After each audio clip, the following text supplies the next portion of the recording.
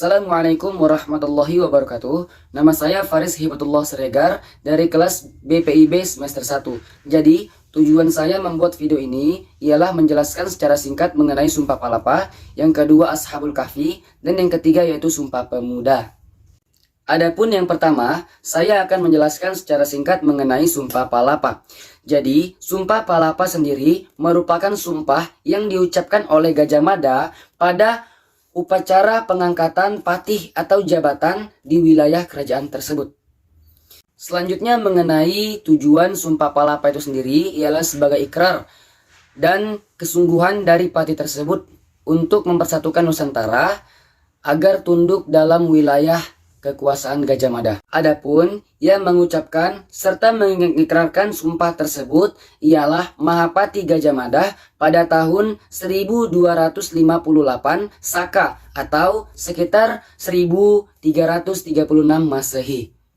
Selanjutnya yang terakhir ialah mengenai isi dari Sumpah Palapa. Adapun isinya ialah lamun huwus kala Nusantara isun amukti palapa, lamun kalah ring gurun, ring seran, Tanjung Pura, ring huru, dompo, ring Bali, Sunda, Palembang, Tumasik, Sumuna, isun amukti palapa.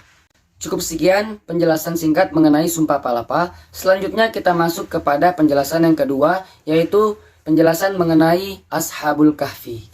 Kisah Ashabul Kahfi, yaitu kisah 7 orang pemuda yang soleh sekaligus taat kepada Allah Subhanahu wa Ta'ala yang tertidur di gua selama 309 tahun lamanya akibat dari kekejaman raja pada zaman tersebut.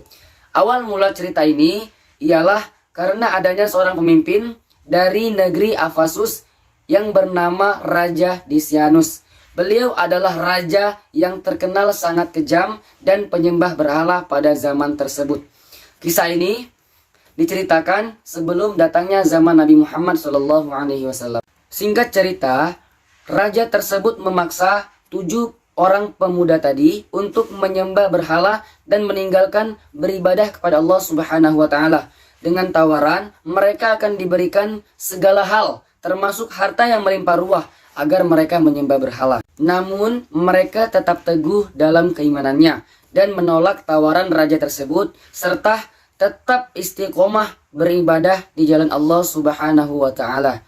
Singkat cerita lagi, mereka pun meninggalkan kota itu dan pergi menuju gua yang bernama Rajib yang berjarak 8 km dari kota Amman, Yordania. Di dalam perjalanan, mereka bertemu dengan anjing yang bernama Qutmair, di mana anjing tersebut merupakan anjing yang selalu membantu dan siaga mengikuti mereka dalam hal apapun yang terjadi. Alasan mereka menuju gua sebagai tempat persembunyian ialah karena mereka takut terjadi pengejaran oleh sang raja yang kejam itu untuk menyuruh mereka kembali menyembah berhala tersebut. Mereka tidak mau itu terjadi. Itulah alasan mereka memilih gua sebagai tempat persembunyian mereka. Hal ini tertuang dalam Quran Surah Al-Kahfi ayat 9-26. Di gua tersebut mereka dengan bebas beribadah kepada Allah Subhanahu wa Ta'ala tanpa adanya larangan, tanpa adanya gangguan dari sang raja yang kejam itu. Selanjutnya, karena merasakan kenikmatan dalam beribadah, mereka pun para pemuda itu ketiduran di gua tersebut dalam waktu yang cukup lama, yaitu 309 tahun. Ketika mereka tertidur, sang raja yang kejam itu sempat melakukan pengecekan ke arah gua tersebut. Tetapi karena melihat mereka para pemuda itu tertidur, sang raja mengira para pemuda sudah mati. Akhirnya raja memutuskan untuk pulang ke negerinya asalnya.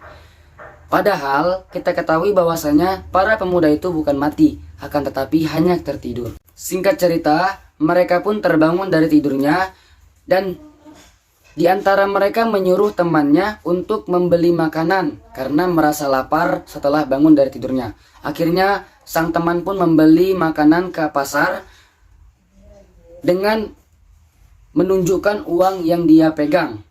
Sang penjual makanan tersebut pun heran dan mengatakan kepada mereka bahwa uang tersebut merupakan uang yang sudah jadul. Mereka bertanya, Apakah zaman yang sudah berubah? Penjual tadi menjawab zaman tersebut sudah berubah. Karena sekarang sudah ada pemimpin baru yang soleh dan alim pada saat itu. Itulah kisah singkat mengenai Ashabul Kahfi. Sekian yang bisa saya sampaikan. Selanjutnya mengenai Sumpah Pemuda. Sumpah Pemuda adalah sumpah yang diikrarkan sebagai penyemangat untuk menegaskan cita-cita dalam berdirinya negara Indonesia. Adapun peringatan Sumpah Pemuda sendiri itu diperingati pada tanggal 28 Oktober 1928. Makna Sumpah Pemuda sendiri ialah untuk membangkitkan semangat serta kesadaran dari bangsa Indonesia untuk berubah menjadi bangsa yang satu. Di mana bangsa Indonesia bukan hanya berdiri sebagai bangsa yang daerah saja, tetapi sudah menjadi bangsa yang satu, yaitu negara Indonesia. Adapun isi dari Sumpah Pemuda ialah yang pertama, kami putra-putri Indonesia mengaku bertumpah darah, yang satu tanah Indonesia. Yang kedua, kami putra-putri Indonesia mengaku berbangsa, yang satu bangsa Indonesia. Yang ketiga, kami putra-putri Indonesia menjunjung tinggi bahasa persatuan, bahasa Indonesia. Sekian penjelasan mengenai 3 penjelasan yang singkat ini. Saya akhiri, semoga bermanfaat. Wassalamualaikum warahmatullahi wabarakatuh.